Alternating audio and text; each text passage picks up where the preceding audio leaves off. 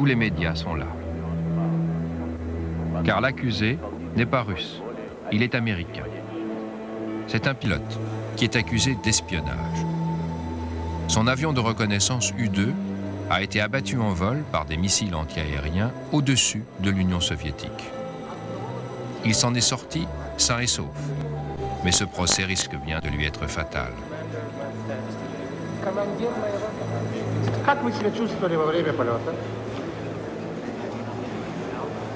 Physically, I was all right, but I was nervous, scared.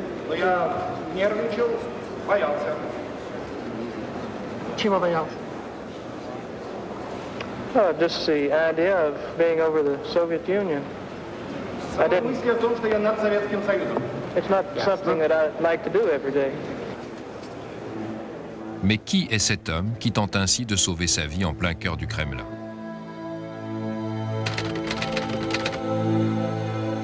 Nom, Francis Gary Powers. Âge, 31 ans.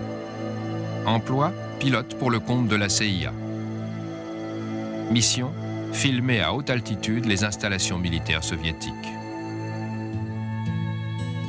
Il est né en 1929, dans le pays minier du Kentucky. Enfant, tous les matins, il avait pour mission d'aller à la mine voir s'il y avait du travail pour son père. Car souvent, dans ces années-là, il n'y en avait pas.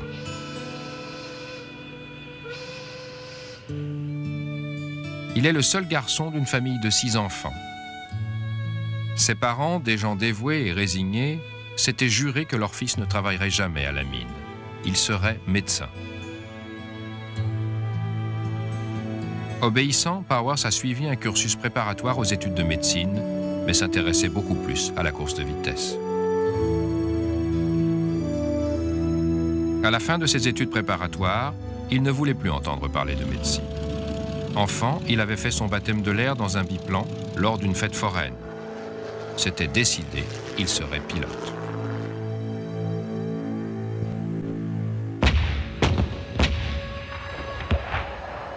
La guerre de Corée lui offre alors une chance inespérée.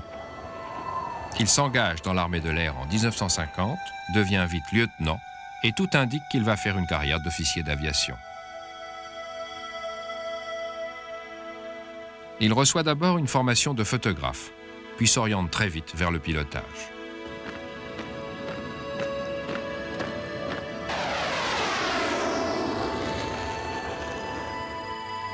Mais il arrive trop tard pour combattre en Corée, et il en est déçu.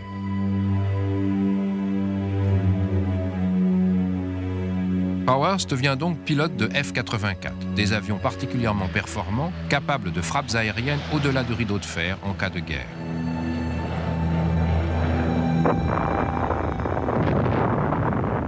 La peur d'un conflit nucléaire s'est emparée des États-Unis depuis que les Soviétiques ont fait exploser leur première bombe atomique en 1949.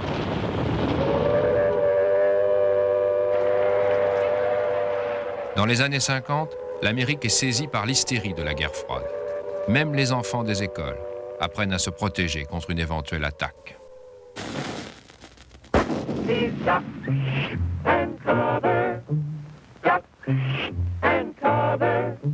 He did what we all must learn to do. You and you and you and you. Duck and cover. Les Américains aimeraient bien en savoir un peu plus sur l'arsenal nucléaire soviétique. Mais ils n'ont presque pas d'agents sur place capables de les renseigner. Le président Eisenhower donne alors son feu vert pour la construction de l'U-2, un nouvel avion espion, capable de voler à une altitude telle qu'elle le met hors de portée des bombardiers et des missiles soviétiques. L'U-2 est conçu et construit en 8 mois à peine, dans l'usine secrète de Lockheed, à Burbank, en Californie. Il peut voler à plus de 20 000 mètres d'altitude. Et il ne ressemble à aucun autre avion. Avec 25 mètres d'envergure, ses ailes sont si longues qu'elles ont tendance à faire osciller l'appareil lorsqu'il est à l'arrêt. Pour pouvoir rouler sur la piste ou décoller, il doit être équipé de 2 supports à la base des ailes, supports qui se détachent dès que l'avion a quitté le sol. Il lui faut moins de 300 mètres pour décoller et il peut s'élever à un angle de 45 degrés. Son autonomie est de 8000 km. Il peut voler jusqu'à 11 heures de rang, car ses moteurs se mettent en veilleuse et il peut alors profiter des courants ascendants et planer en silence. La CIA, qui est chargée de l'exploiter, en a déjà commandé 20 à Lockheed. Et elle passe toute l'armée de l'air au peigne fin à la recherche de pilotes compétents à qui elle propose un salaire 3 fois supérieur à leur solde. Parmi ces recrues, Francis Gary Powers, le fils de mineur qui rêve d'aller toucher le soleil.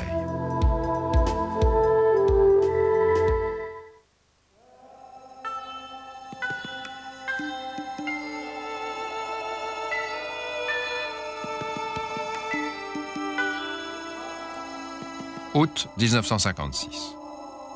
Francis Gary Powers arrive grossir les rangs des soldats américains envoyés en Turquie, laquelle vient d'adhérer à l'OTAN.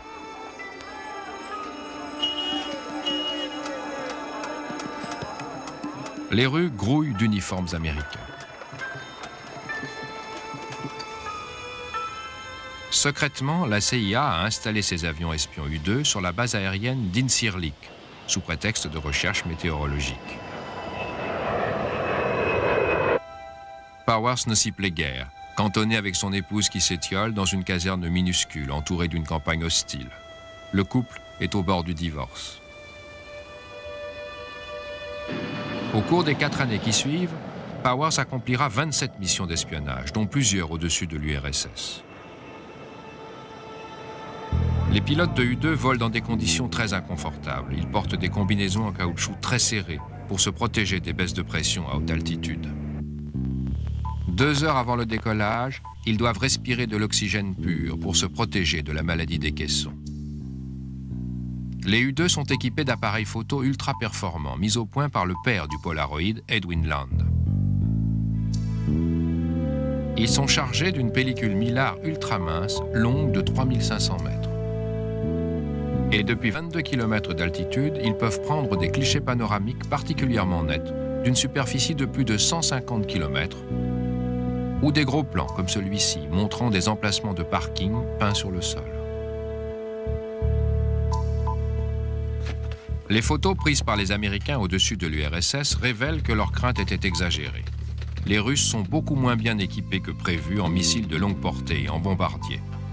Et Eisenhower se dit qu'un dégel des relations est désormais possible. Septembre 1959. Nikita Khrouchtchev est le premier chef de gouvernement soviétique à se rendre en Amérique. Les deux superpuissances conviennent d'organiser un sommet à Paris le 16 mai 1960.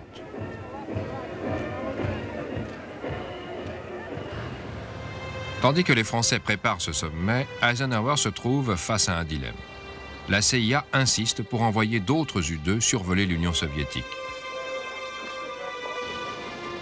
Elle veut en savoir plus sur de nouveaux missiles à longue portée. Le président américain craint qu'un faux pas ne fasse échouer son sommet. Mais le directeur de la CIA, Allen Dulles, le rassure. Même si les soviétiques touchaient un U-2, celui-ci se désintégrerait purement et simplement. Toutes les preuves compromettantes disparaîtraient, y compris le pilote. Et le président finit par céder. Il autorise cette mission, non sans fixer une date limite. Aucun vol ne devra être effectué après le 1er mai 1960, c'est-à-dire 16 jours avant le sommet de Paris.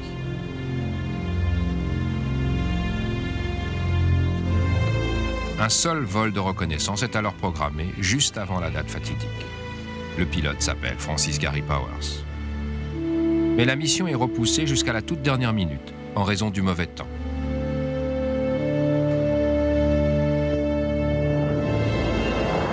1er mai 1960. Le temps se dégage. Powers décolle. Dans 6000 km, il atteindra l'Union soviétique.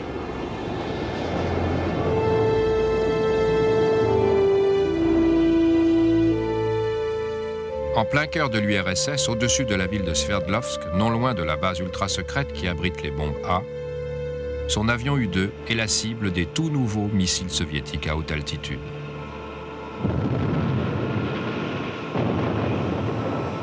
Powers ressent un choc, puis il voit l'éclair orange que produit un missile qui le frôle. Il perd alors le contrôle de son appareil. Celui-ci se met à vibrer, à perdre de l'altitude, puis soudain ses ailes se brisent. Powers ouvre son cockpit. L'appel d'air le projette aussitôt à l'extérieur de l'habitacle.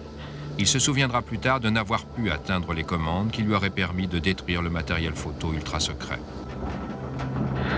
Il s'en sort indemne. Son parachute s'ouvre au moment où l'avion touche le sol.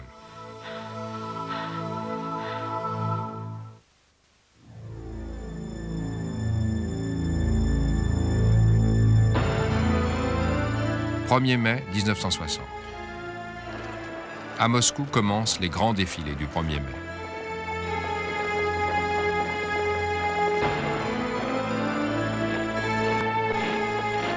Dans la tribune d'honneur, construite au-dessus de la tombe de Lénine, on avertit Nikita Khrouchtchev qu'un missile soviétique vient d'abattre un avion espion américain près de Sverdlovsk.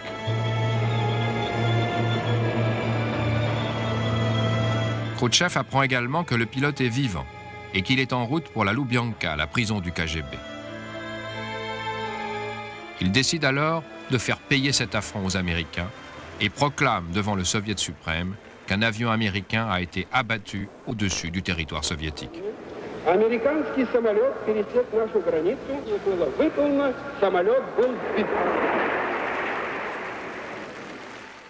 De son côté, le président Eisenhower fait diffuser un communiqué de presse selon lequel un avion météorologique U-2 s'est perdu au-dessus de la Turquie. Samedi 7 mai, Khrouchtchev referme son piège. Triomphant, il déclare au Soviet suprême « Nous détenons les débris de l'avion, ainsi que le pilote, qui est en pleine forme. »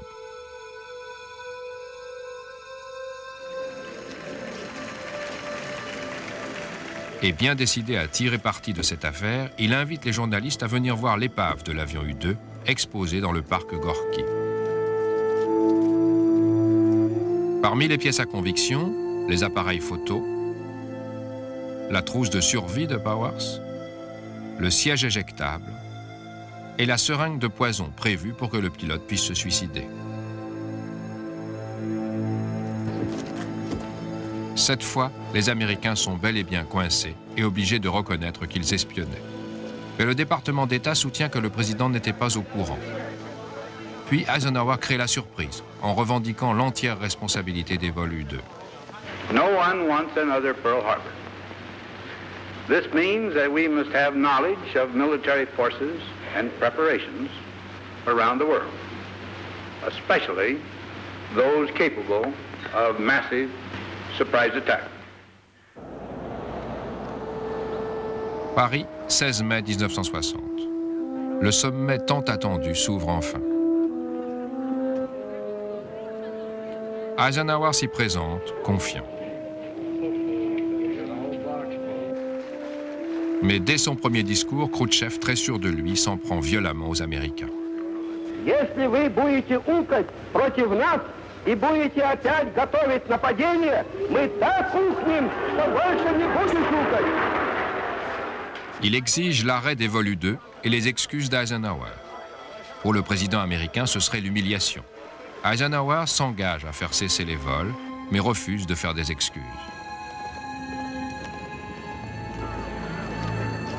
Khrouchtchev quitte alors Paris, fort d'une immense victoire médiatique. Le sommet est terminé.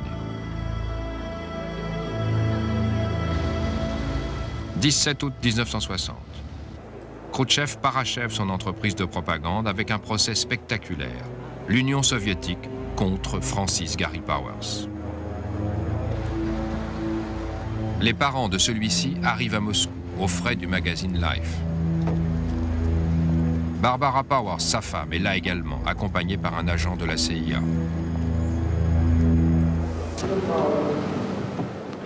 Defendant Powers, Понятно ли вам предъявленные вам обвинения? have you understood the indictment? Yes. Да. Признаете ли вы себя виновным в этом? Do you plead guilty to the charges listed? Yes, I plead guilty. Да, признаю себя виновным. Pendant tout le procès, Powers tente de dissimuler le maximum d'informations aux soviétiques. Il se présente comme un simple pilote et non comme un espion, un auxiliaire payé pour piloter un avion. Il sait qu'il risque la peine de mort. Dans sa dernière déclaration, il fera tout pour sauver sa vie. I realize that I've committed a grave crime, and I realize that I must be punished for it. Я сознаю, что совершил тягчайшее преступление и заслужил за него наказание. I plead with the court to judge me not as an enemy, but as a human being who is not a personal enemy of the Russian people. Который не является личным врагом русских людей. And who is deeply repentant and profoundly sorry for what he has done. И который глубоко осознал свою вину. Thank you. Благодарю вас. Суд установил, что американский шпион-летчик Фрэнсис Гарри Пауэрс... Au bout de 6 heures, les juges rendent leur verdict. Powers est condamné à 10 ans, 3 en prison, le reste en camp de travail.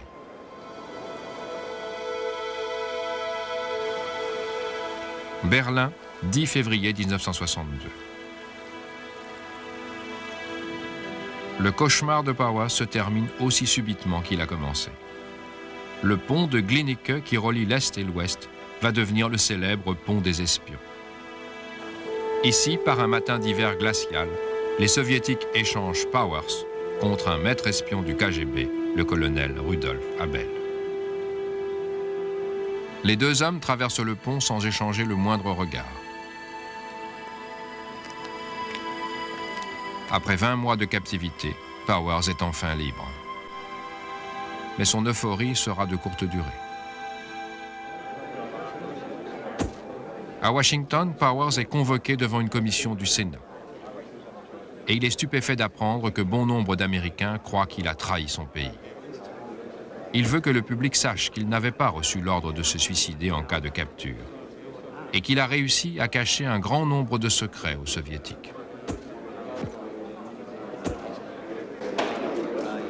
Pour finir, la commission d'enquête déclare que Powers s'est montré à la hauteur de son devoir d'Américain. Mais Powers, lui, s'interroge, est-il vraiment lavé de tout soupçon? Il lui tarde de recommencer à piloter. Il quitte la CIA pour Lockheed, où il teste les avions. Au début de 1963, il rompt avec sa femme Barbara et se remarie avec une ancienne employée de la CIA, Sue Downey. En 1970, Powers publie un livre polémique, Opération Overflight, dans lequel il critique la CIA. Il est aussitôt licencié par Lockheed et découvre alors que c'est la CIA qui payait son salaire depuis 6 ans. Il devra attendre 1973 pour retrouver du travail comme pilote. Cette fois pour des stations de télévision et de radio de Los Angeles, où il donne des bulletins sur la météo et la circulation. Mais le 1er août 1977, c'est la panne sèche. À 5 km des usines Lockheed de Burbank, à l'endroit même où avaient été fabriqués les U-2, son hélicoptère en perdition s'écrase sur un terrain de sport.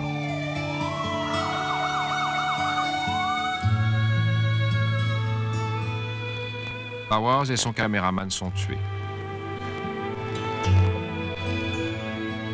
C'était un pilote, pas un espion.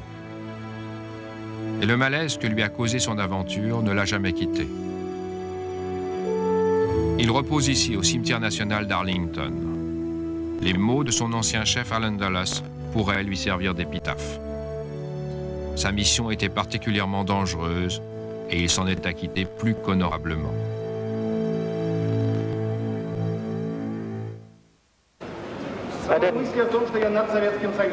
It's not something that I'd like to do every day.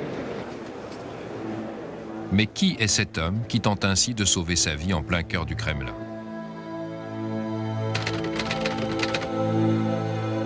Nom, Francis Gary Powers. Âge, 31 ans. Emploi, pilote pour le compte de la CIA.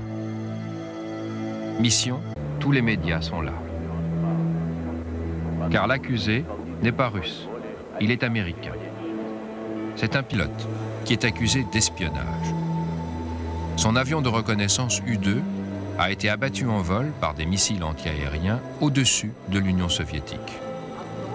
Il s'en est sorti sain et sauf, mais ce procès risque bien de lui être fatal. Le seul garçon d'une famille de 6 enfants. Ses parents, des gens dévoués et résignés, s'étaient jurés que leur fils ne travaillerait jamais à la mine. Il serait médecin.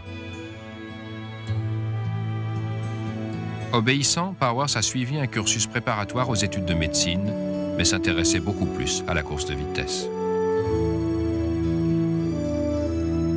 À la fin de ses études préparatoires, filmait à haute altitude les installations militaires soviétiques. Il est né en 1929, dans le pays minier du Kentucky.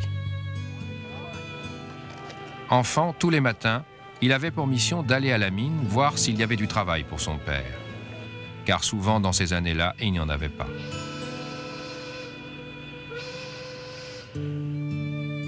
Il est le...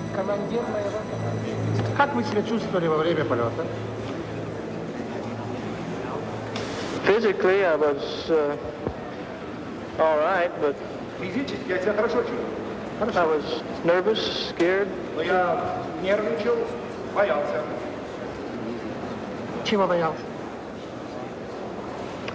Just the idea of being over the Soviet Union.